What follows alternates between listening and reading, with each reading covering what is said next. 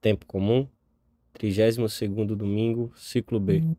Tema: 74. O valor da esmola. Pontos a meditar. 1. Dar não só do supérfluo, mas até daquilo que nos parece necessário. 2. A esmola manifesta o nosso amor e a nossa entrega ao Senhor. 3. Deus recompensa de sobra a nossa generosidade. Pelo sinal da Santíssima Cruz, livrai-nos Deus, nosso Senhor, dos nossos inimigos. Em nome do Pai, do Filho e do Espírito Santo. Amém. Meu Senhor e meu Deus, creio firmemente que estás aqui, que me vês, que me ouves. Adoro-te com profunda reverência. Peço-te perdão dos meus pecados e graça para fazer com fruto este tempo de oração. Minha Mãe Imaculada, São José, meu Pai e Senhor, meu anjo da guarda, intercedei por mim.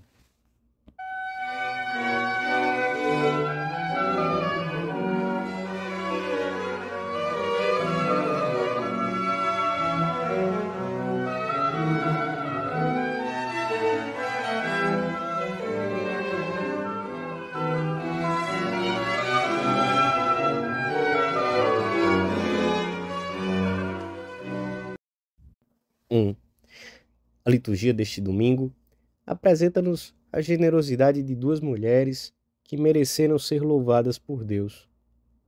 Na primeira leitura, narra-se como Elias pediu de comer a uma viúva que encontrou às portas da cidade de Sarepta.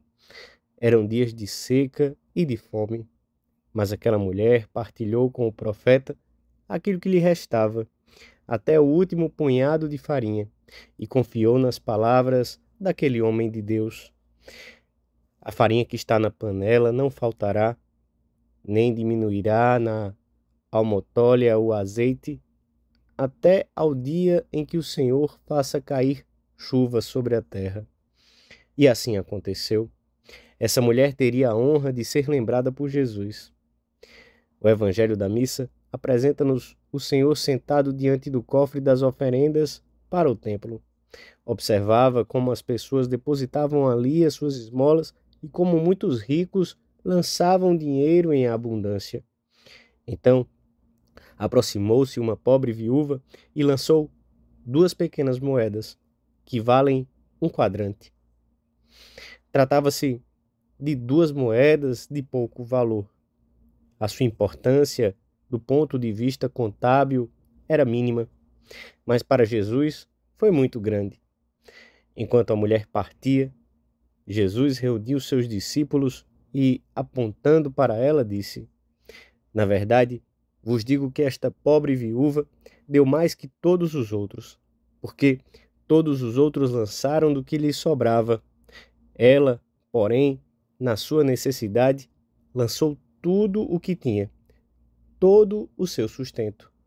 Na pessoa dessa mulher, o Senhor elogiava a generosidade das esmolas destinadas ao culto e toda a dádiva que nasce de um coração reto e generoso, decidido a dar mesmo aquilo de que necessita. Mais do que na quantia, Jesus repara nas disposições interiores que movem a agir. Não olha tanto para a quantidade que se oferece, mas para o afeto com que se oferece. A esmola, não só do supérfluo, mas também do necessário, é uma obra de misericórdia gratíssima ao Senhor, que não deixa de ser recompensada. Uma casa caritativa jamais será pobre, costumava repetir o santo cura d'Ars. Quem pratica a esmola habitualmente resume e manifesta nessa atitude muitas outras virtudes e atrai a benevolência divina. Na Sagrada Escritura, a esmola é vivamente recomendada. Da esmola dos teus bens, lê-se no livro de Tobias, porque assim entesouras uma grande recompensa para o dia da necessidade. Porque a esmola livra de todo o pecado e da morte eterna, e não deixa cair a alma nas trevas. A esmola é motivo de grande confiança diante do sumo Deus, para todos os que a dão. Se alguém não entendesse esta obrigação ou relutasse em cumpri-la, expor-se-ia a reproduzir na sua vida a triste figura daquele mau rico, que, preocupado somente consigo e desordenadamente apegado aos seus bens, não conseguiu ver que o Senhor tinha posto o pobre Lázaro perto dele para que o socorresse. Com que alegria a mulher do Evangelho não voltaria para casa, depois de ter dado tudo o que tinha. Que surpresa não terá sido a sua quando, no seu encontro com Deus, depois desta vida, pôde ver o olhar comprazido com que Jesus a olhou naquela manhã em que fez a sua oferta. Todos os dias, esse olhar de Deus pousa nas nossas vidas.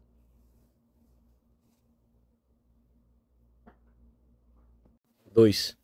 A esmola brota de um coração misericordioso que quer levar um pouco do consolo aos que padecem necessidade, ou contribuir com meios econômicos para a manutenção da igreja e das obras boas em favor da sociedade. É uma prática que leva ao desprendimento e prepara o coração para entender melhor os planos de Deus. É uma disposição da alma que nos inclina a ser muito generosos com Deus e com os nossos irmãos, a mexer-nos, a procurar recursos, a gastar-nos para ajudar os que passam necessidade. Não pode um cristão conformar-se com um trabalho que lhe permite ganhar o suficiente para viver ele e os seus. A sua grandeza de coração arrastá-lo-á a meter ombros para sustentar os outros, por um motivo de caridade e também por um motivo de justiça. Os primeiros cristãos manifestaram seu amor aos outros, preocupando-se com especial esmero de atender às necessidades materiais dos seus irmãos. Nos Atos dos Apóstolos e nas Epístolas de São Paulo, encontramos inúmeras referências sobre o modo de viver esta obra de misericórdia. Sugere-se até a maneira concreta de levá-la a cabo. No primeiro dia da semana, cada um de vós ponha de parte e junte o que lhe parecer. Escreve São Paulo aos cristãos de Corinto. E não davam apenas do que lhes sobrava. Em muitos casos, como acontecia na Macedônia, quiseram fazê-lo apesar de passarem por duros momentos de penúria.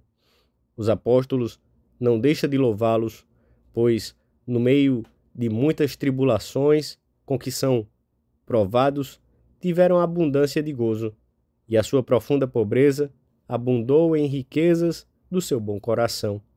Porque eu dou testemunho de que foram espontaneamente liberais, segundo as suas forças, e ainda acima das suas forças, rogando-nos muito encarecidamente a graça de poderem tomar parte neste ministério em favor dos santos.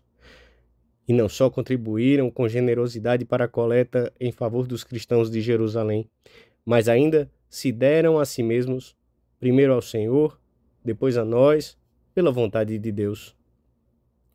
Com esta última expressão, talvez São Paulo se refira à generosidade com que os seus colaboradores mais leais se entregaram à evangelização. Comentando a passagem, São Tomás afirma que assim deve ser a ordem ao dar, que primeiro o homem seja aceito por Deus, porque, se não é grato a Deus, também os seus dons não serão recebidos. A esmola, em qualquer das suas formas, é a expressão da nossa entrega e do nosso amor ao Senhor. Dar e dar-se não depende do muito ou do pouco que se possua, mas do amor a Deus que se tenha na alma.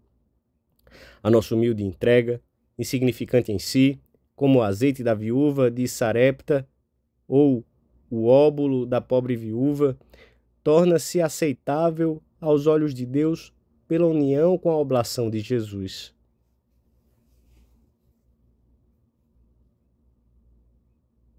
Três. A esmola trai a bênção de Deus e produz frutos abundantes. Cura as feridas da alma, que são os pecados. É escudo da esperança, suporte da fé, remédio do pecado. Está ao alcance de quem quiser praticá-la. E é tão grande como fácil. Constitui a coroa da paz sem risco algum de perseguição. É o verdadeiro e o maior dom de Deus. É necessária aos fracos e cumula de glória aos fortes. Por meio dela, o cristão recebe a graça espiritual, ganha méritos diante de Cristo, juiz e passa a ter a Deus como seu devedor.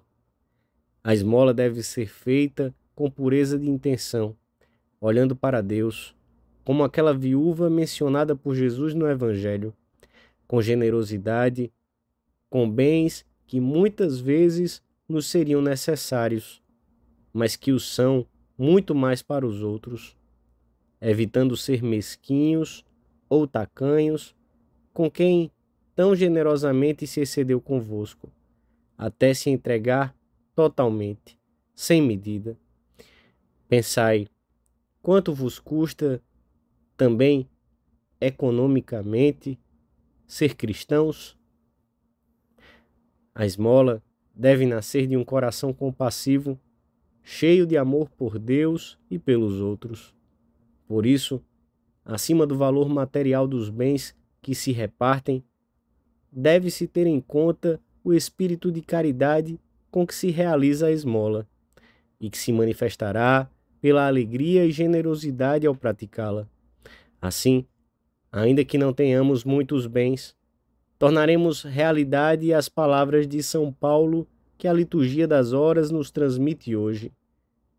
Com a virtude de Deus, somos como tristes, mas sempre alegres, como pobres, mas enriquecendo a muitos, como não tendo nada, mas possuindo tudo. Não demos nunca de má vontade ou com tristeza, porque Deus ama aquele que dá com alegria. Deus premiará abundantemente a nossa generosidade.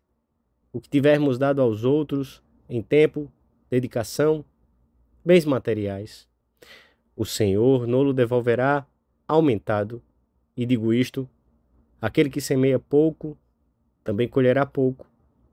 E aquele que semeia em abundância, também colherá em abundância.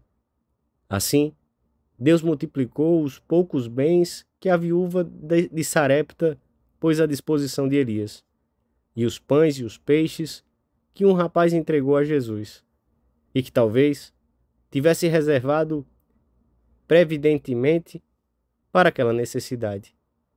Isto diz o teu Senhor: deste-me pouco, receberás muito. Deste-me bens terrenos, devolver-te-os-ei celestiais. Deste-me bens temporais, recebê-los-ás eternos. Com grande verdade, afirmava Santa Teresa, que ainda nesta vida paga-os Sua Majestade por tais vias que só quem goza disso é quem o percebe. Peçamos a Nossa Senhora que nos conceda um coração generoso, que saiba dar e dar-se, que não seja mesquinho com o tempo, com os bens econômicos, com o esforço, a hora de ajudar os outros.